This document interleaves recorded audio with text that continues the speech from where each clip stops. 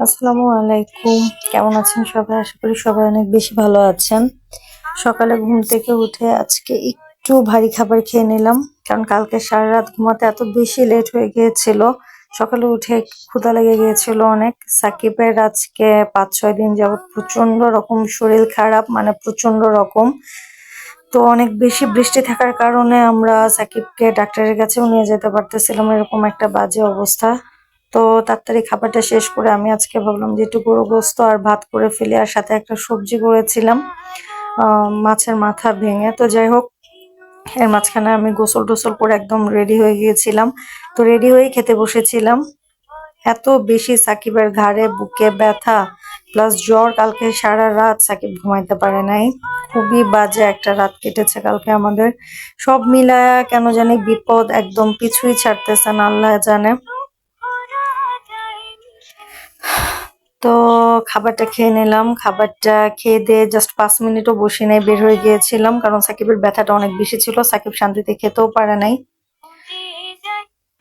আমি আর সাকিব ভিজে ভিজে, মোটামুটি বৃষ্টি ছিল, আমরা ভিজে চলে আসছি। এসে ফার্স্টে এক্সরে করানো হলো সাকিবের। তো আমরা ডাক্তারের জন্য ওয়েট করতেছিলাম। আমার নিজের শরীরটা এত বেশি খারাপ, আমি দেখি ওই জায়গায় আমিও চোখে ঝাপসা দেখতেছি, আমারও মাথা ঘুরতেছে।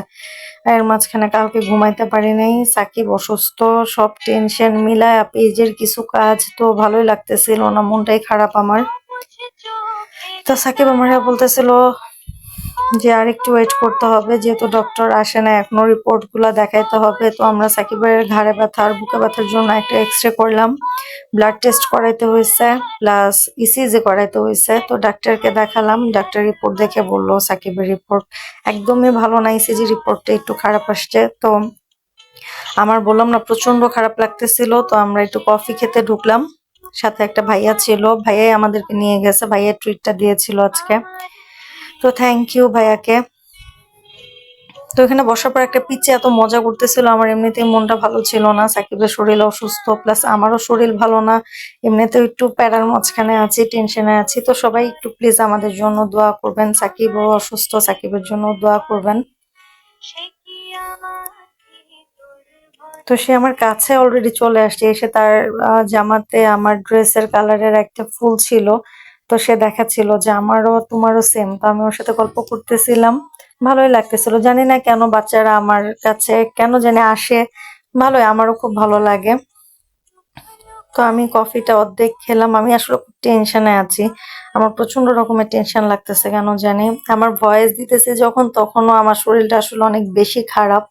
তো ভাবলাম আপনাদের সাথে শেয়ার করি, আপনারা তো আমার কাছেরই। তো বেবিটা চলে যাচ্ছিল, ওর আম্মু আব্বু আমাকে বাই দিতে বললো। তো এর মাঝখানে বাইরে এত পরিমাণ বৃষ্টি ছিল, প্লাস সাকিবের মনটা ভালো না, শরীর এত বেশি খারাপ হয়ে গেছে। ওইখান থেকে আমরা ওষুধগুলা নিলাম, মেডিসিন গুলা নেওয়ার পরে অনেক বৃষ্টি, তো ওয়েট করছিলাম বাসায় আসবো।